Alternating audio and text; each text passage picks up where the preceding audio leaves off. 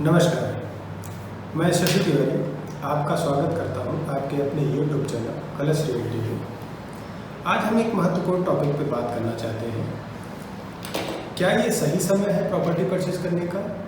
आज हम इसी टॉपिक पे बात करते हैं, क्योंकि काफ़ी टाइम से अगर आप 2019 से देखेंगे, जो एंड हुआ था 2019 हो गया, 2020 हो गया, 2021 का भी स्टार्टिंग जो था वो अगर आप देखेंगे तो कोविड-19 की महामारी से ही स्टार्ट हुआ था ये।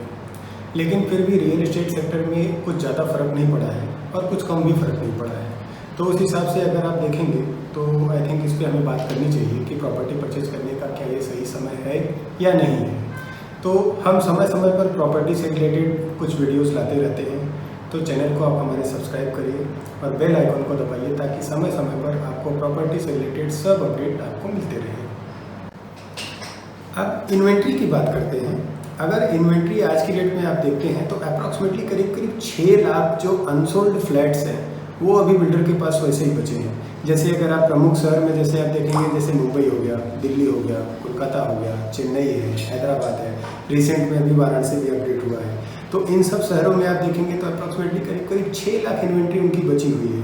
अब ये इन्वेंट्री बेचने के लिए बिल्डर क्या करते हैं, तरह तरह के ऑफर निकालते हैं। जैसे स्टैम्प ड्यूटी फ्री दे रहे हैं, रजिस्ट्रेशन फ्री दे रहे हैं, GST फ्री दे रहे हैं। अब अगर आप स्टैम्प ड्यूटी देखते हैं 6% है, पालघर की मैं बात करता हूँ तो स्टैम्प ड्यूटी 6% है, रजिस्ट्रेशन आपका 1% है अफोर्डेबल हाउसिंग में, GST आपका 1% है आपका अफोर्डेबल हाउसिंग के आसपास जो आपका आता है, रजिस्ट्रेशन तो आपका 1% आता ही आता है।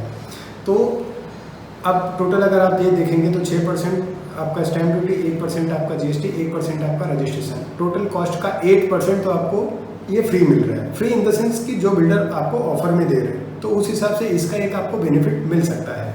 दूसरी चीज़ कैसा है कि जैसे मान के चलिए कि कहीं पे 4000 का रेट चल रहा है, कहीं पे 3500 का रेट चल रहा है, कहीं पे 5000 का रेट चल रहा है, तो आप जाइए टेबल पे बैठिए, इस टाइम पे इन्वेंट्री बिल्डर के पास जाता है, रेट निगोशिएशन करिए।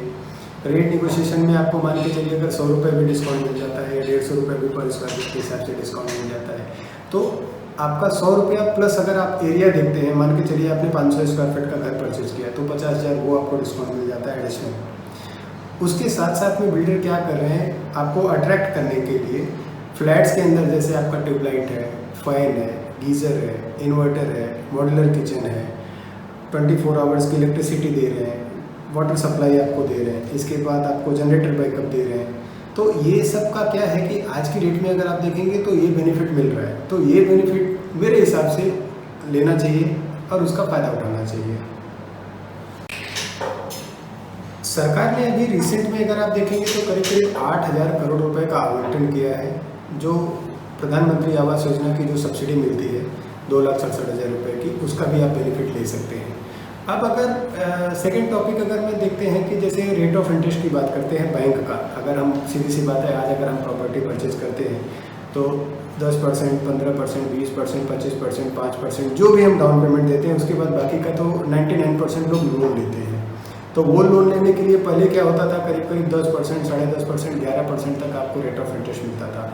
उस पर जो 1 लाख रुपए की EMI पे, अगर जैसे मान के चलिए कि 1 लाख रुपए का आपने लोन लिया, उसकी जो EMI आती थी तो दैट टाइम करीब 1,000 रुपये के आसपास आपको मिलता था।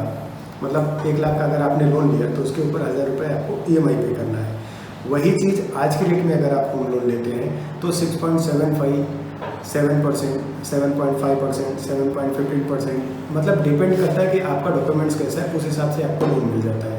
मान के चलिए कि करंट में अगर जैसे 6.75 है, इस हिसाब से आपको लोन मिलता है, तो उस हिसाब से जो आपका रेट ऑफ इंटरेस्ट आता है 6.75, उसमें जो आपकी EMI आती है वो करीब 750 रुपये आता है।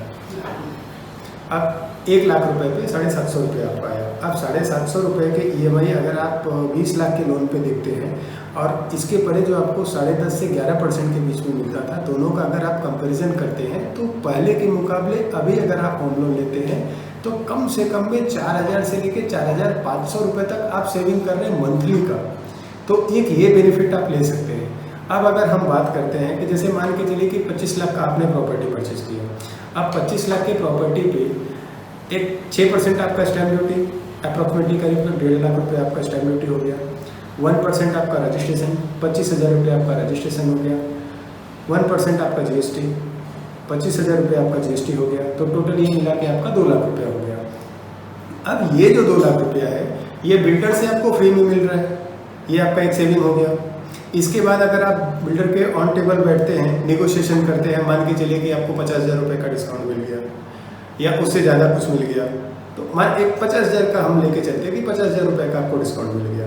ये तो इसके बाद आपका सब्सिडी के लिए आपने अप्लाई किया, होम लोन लिया आपने, 2,67,000 रुपये आपका सब्सिडी मिल गया। तो स्टैम्प ड्यूटी 1.5 लाख रुपया, 25,000 रुपया GST, 25,000 रुपया रजिस्ट्रेशन, 50,000 रुपये का डिस्काउंट, 2,67,000 का आपका सब्सिडी। टोटल अगर आप करते हैं 25 लाख के फ्लैट पर तो अप्रॉक्सीमेटली करीब 5,17,000 के आसपास आपको बेनिफिट मिलता है।